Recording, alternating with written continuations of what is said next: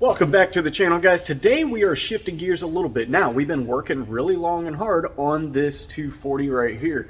We've been cutting out a ton of sheet metal, replacing that, the rust, getting all that taken care of and all that, right? I still have that rear frame section that I'm waiting. I've contacted 2 people about it, and they just dropped the ball, stopped communicating with me and everything like that, right?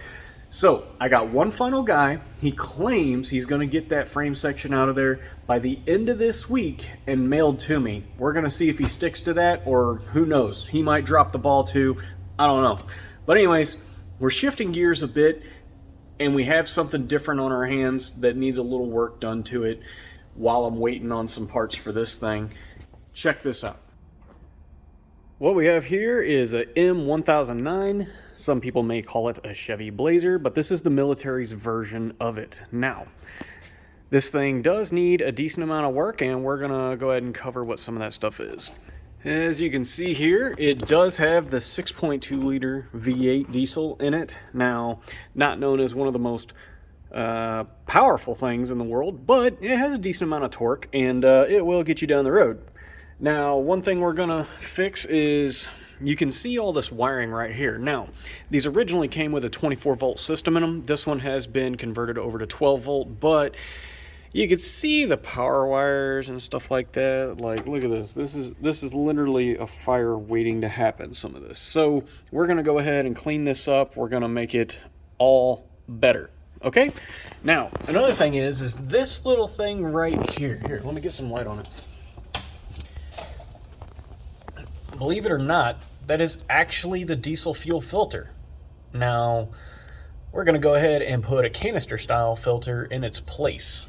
You can still get these, the parts are around and stuff like that, but yeah, we're gonna go ahead and modernize that just a bit. Now, something I thought was pretty cool is this thing, it does have a hydro boost setup on it. No brake booster setup or anything like that. That's pretty cool. Might end up using that in a future build. Not this one, but the hydro boost idea. Pretty cool. So it does still have all the military stuff on it. As you can see, this thing, it's not olive drab. It's like a different color green than that. It started off as a military truck and then went to a park, like a park ranger service kind of thing. I don't know. They repainted it some other color green, but the thing is she's talking about wanting to repaint this back to olive drab, but as you can see, it's gonna need some body work first. Like, that's a big old dent, and there's, you know, some weld holes in there and stuff like that. I'm gonna go ahead and clean that up, get that sorted out. This is one of the major things right here. She ended up backing into something and messed that up, messed the tail light all up and all that.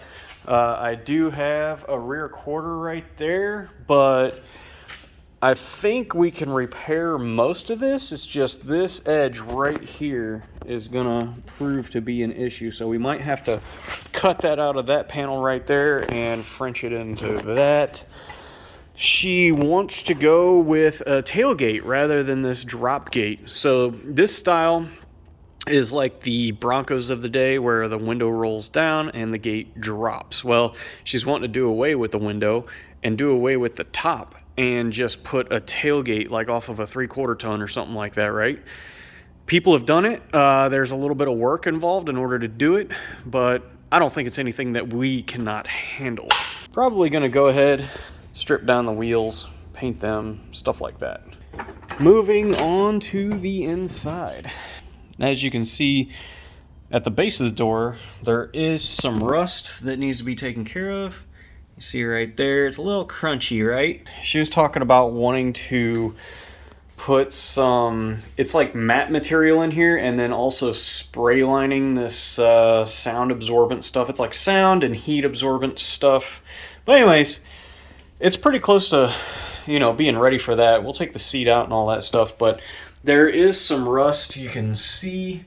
I want to repair all the rust before we go laying something that'll seal all that in underneath of it. Now, as you can see, somebody did try to install a stereo system in this thing. It did not work out. I'm not really sure who thought this would be a good idea to wire the speakers, but yeah, we're gonna fix that. We might go ahead and stick some accordion boots in the door jamb and run them proper. She's talking about wanting a new dash and possibly also installing air conditioning, so that would be a nice welcome inside this vehicle, being we are in the South. Now, this thing didn't even have as much as a dome light. It does have a block-off plate for a dome light, but that is something that we are probably going to try to install as well. Something for the front seats as well as the back. There is a little jump seat, or whatever you want to call it, in the back. It's just at the house right now. But as you can see, it is barren in here. Not a whole lot going on. Now, we're also talking about possibly building a center console for this thing. Possibly making it part of the stereo system. I'm not quite sure 100% on that yet. But, you know, putting some cup holders in it, stuff like that, you know, necessary stuff for, you know, having something like this that you want to drive to the beach or whatever. So, yep, we'll probably do that too. As you can see here, it still has the pedal hitch on it and the tow points from the military. We are going to probably go ahead and leave those. We might go ahead and throw a traditional receiver on it, but I'm not 100% on that yet. Like I said, this isn't my truck, so I'm not really gonna, you know, put forth my 2 cents on what should be done with it. I'll let her make that call on it. There you go. This is this side of it. It does, yeah, like I said, it's got these same spots on this side. I believe she said that this was part of a cold weather package on it. I don't know, like some sort of top heater or something like that. And I believe that that's what all this stuff is in here. If you look at this, you see this battery box? Battery box has that hole in it, and that battery box has a hole in it. Believe it or not, the oil pan and the transmission pan have a shroud on them with a hole in it as well. And I believe what that is something to do with hot air circulation. Don't quote me on that, but I believe it is part of the cold weather group. Like, say this truck was sent, you know, I don't know, to Alaska or something to be used. I'm not really sure. Here we are on the driver's side. You know, it's pretty cool, you know. You got these military badges and stuff like that on it. There's one there, you know, one over here. But let's go ahead and hop in the driver's seat here. So yeah, it does have a radio in it, but as you can tell, what they did was they took a vent hole like that was over here, and they just cut it out even further so it would fit a radio. So, well, I guess they had a radio after that. But what she wants to do is replace this dash to where she has her vents, and that will be part of the possible air conditioning install. We're not 100% on that, so we got a lot of work to do, research, stuff like that. But she's talking about wanting to do, say, like a side-by-side or a four-wheeler radio. You know, the waterproof, like round ones or square ones you can get, and fit it right here, because you can hook amplifiers to them, antennas, you can do all that stuff. And most people use Bluetooth nowadays. They don't really use CDs. This thing doesn't have Bluetooth like that. So yeah, she's talking about wanting one of those, like a side-by-side radio. So we could hook the amplifier to it, subwoofer, surround speakers, everything that we would need, and run that. Yeah, but for right now, we got the glow plug heater, main power disconnect. I'm not sure why. Oh yeah, she said that she installed this because something was draining the battery. Now, I'll have to look more into that, but yeah, that's what she said. So we'll have to move and or relocate those. Look over here. Ooh, this is kind of cool. Look at this. This is really a thing. This is really, really a thing. Blackout drive lights. Like, look at this. You hold that, and it literally turns off all the lights when you want to make a quick getaway. Service lights, blackout. The drive lights or service lights. Oh, I guess this is the surrounding, so you can turn them all off or just the driving lights or whatever. This is a momentary, so it springs back into position. This one holds position.